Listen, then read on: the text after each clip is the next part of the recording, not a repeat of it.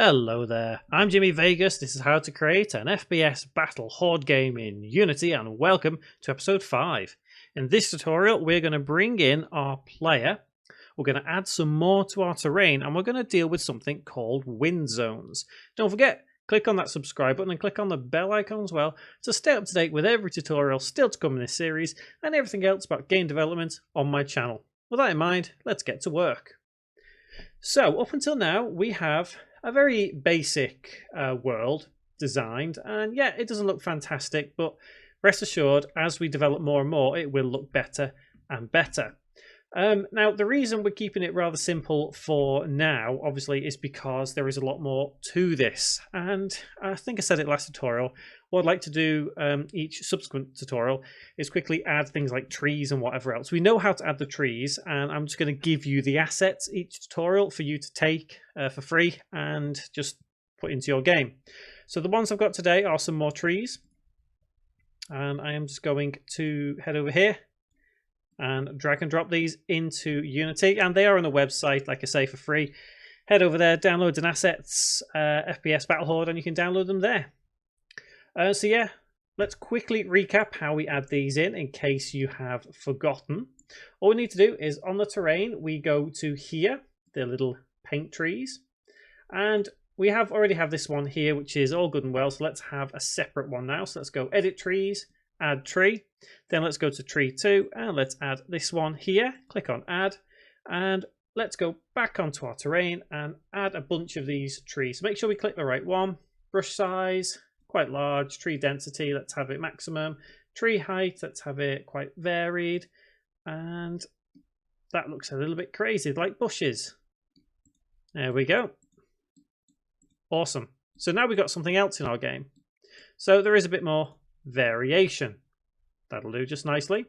And let's add the other one. So edit trees, add tree, and let's add tree 003 onto there. Click on add, and let's do the same there. So we've got some variation with our trees. Now we've got this world all set up, that's great, but how do we actually wander around in it? How do we have a player that we can wander around and see what it all looks like? Well, the great thing about that is Unity already has that sorted for you. We need to go to somewhere called the Asset Store. And if you don't have the Asset Store tab like I do here, you can just hold Control and press the number 9 on your keyboard, and you'll be presented with this window. Now, we will be using the Asset Store a little bit in this series, but most of what we take from it is just something that you can get elsewhere if you want to. You could theoretically develop your own controller. However, Unity provides you with something called standard assets.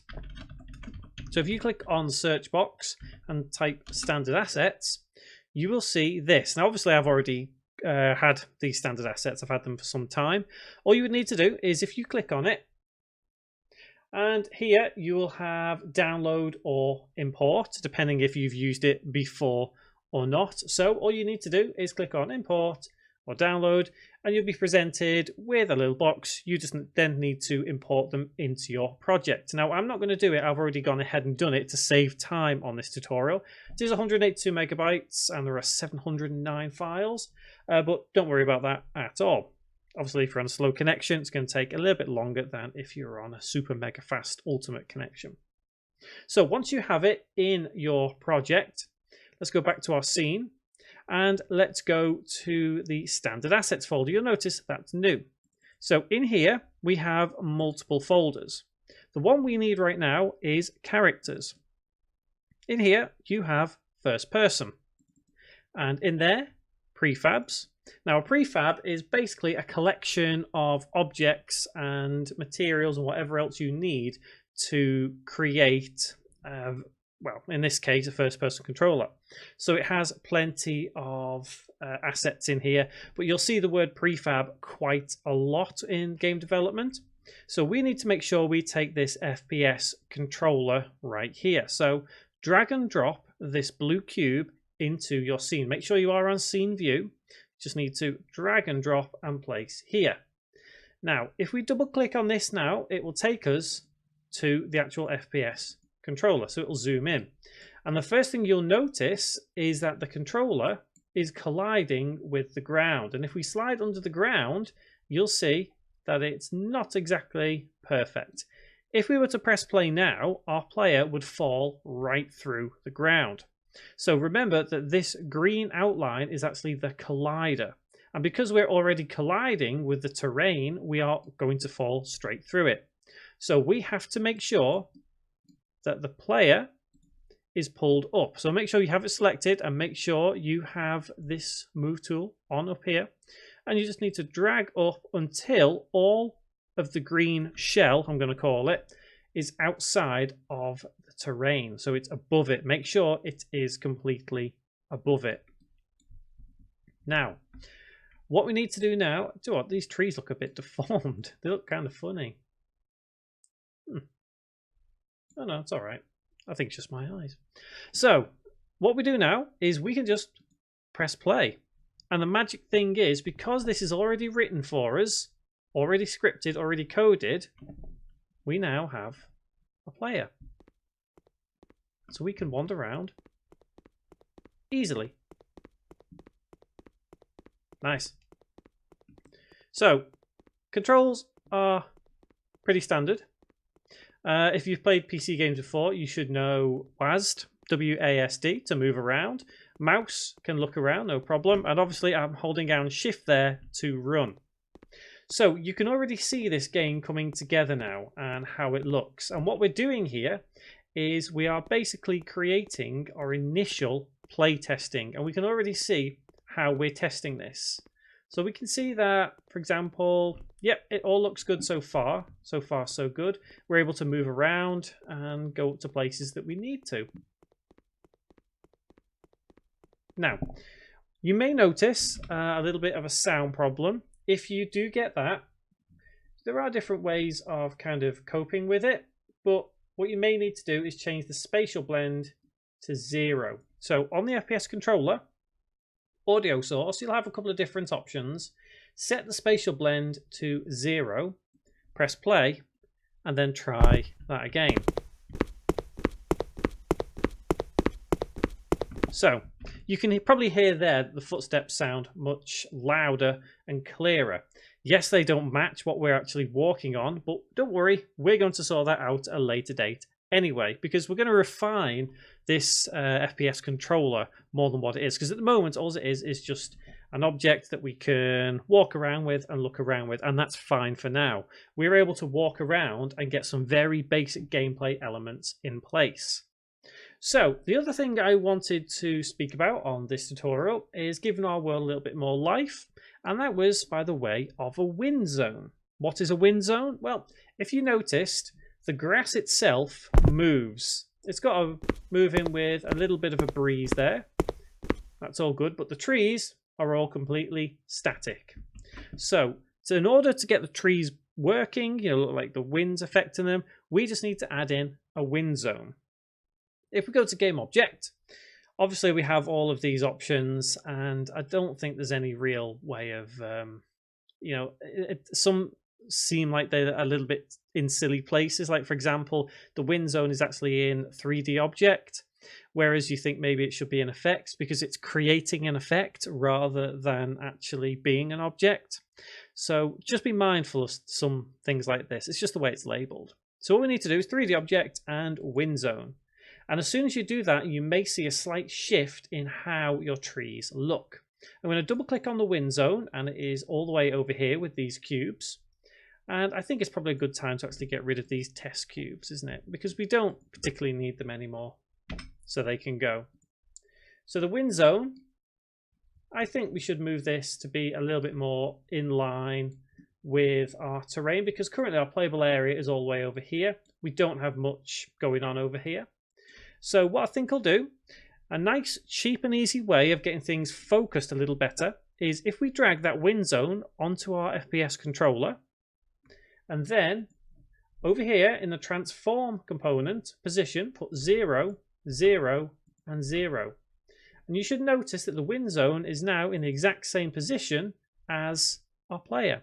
We can now uncouple that wind zone out. So the wind zone itself will cover the entire map as long as it is set on directional.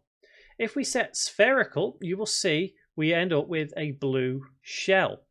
Now the wind will only occur inside this blue shell, which means that these trees over here won't be affected. So if you want wind to affect the entire map, make sure you set it as directional. And in all honesty, the default settings of the wind zone are pretty good anyway. You can obviously see it's got a little arrow shape to it. That is dictating the way the wind is blowing, and obviously you can change the way the wind is blowing just by changing the rotation. And if you change the rotation, you should be able to see how the trees are affected. You can see I'm going a bit crazy changing the rotation. So I'm going to set it back to 0, just keep it standard rotation going that way. And if I press play now, we should be able to see these trees being affected by the wind. Nice. So our world is becoming a bit more alive now. There is more to it rather than just standard trees. Now, I'm going to change this real time while we have this game view active. And I'm going to change the main. So I'm going to hover my mouse over the word main, and you'll see 2 little arrows at the side of it. We can change that main. Now you can see too high makes it look just utterly ridiculous, and that's probably not a good idea. Turbulence. Obviously the turbulence just adds to that awful effect, and it's probably not a good idea to have it as such. Pulse magnitude, you can see how much it bends the trees. It's like the wind is really affecting them. Obviously too much, and yeah, the game just looks silly. It just looks really, really silly. So like I said earlier, that the default settings appear to be probably the best there is. What we can do is, because we are in the game view now, if we stop, those settings will reset. If you make changes to settings and components, well, other than post-processing, it will not remain when you stop the gameplay.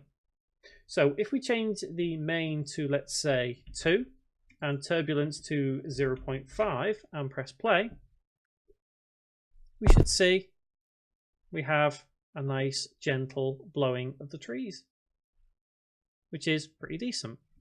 So what I would recommend is playing around, probably mainly just with the main and turbulence, just to see what effects you can get with your trees. And just to show you a little bit more on the spherical one, if we set it and press play, we can see that the radius of 20 is affecting these trees here. However, if we go all the way over here, these trees are deadly still, because these are not being affected by the sphere which is surrounding the wind zone. Obviously you can change that, make it quite high, if you just want a certain zone affected by wind.